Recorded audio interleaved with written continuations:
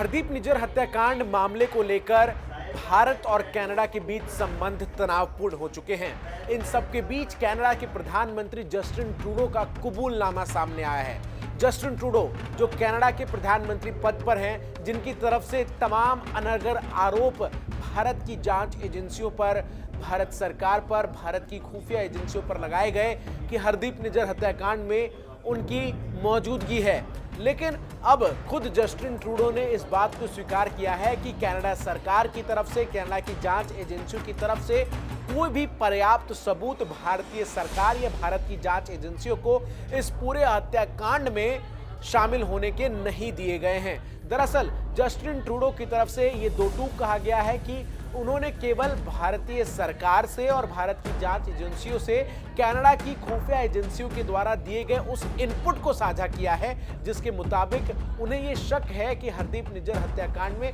भारत की एजेंसियां शामिल हो सकती है।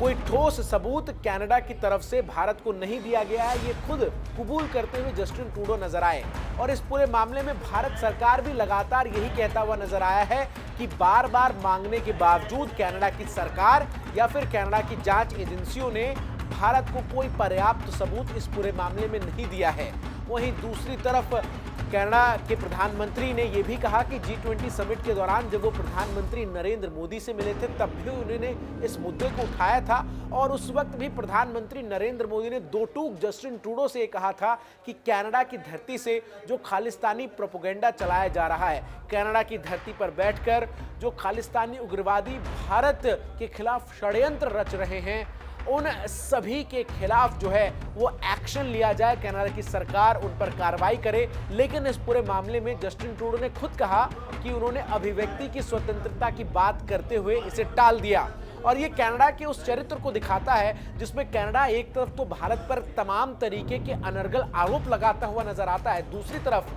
वो तमाम लोग जो कनाडा की सरजमी का इस्तेमाल लगातार भारत के खिलाफ प्रोपेगेंडा के लिए कर रहे हैं, वो तमाम लोग जो कनाडा से बैठकर भारत को अशांत बनाने की साजिश कर रहे हैं, वो तमाम लोग जो कनाडा की सरजमी से भारत के तिरंगे का अपमान कर रहे हैं, उन पर कनाडा ने चुप्पी साध रखी है। इन सब के बीच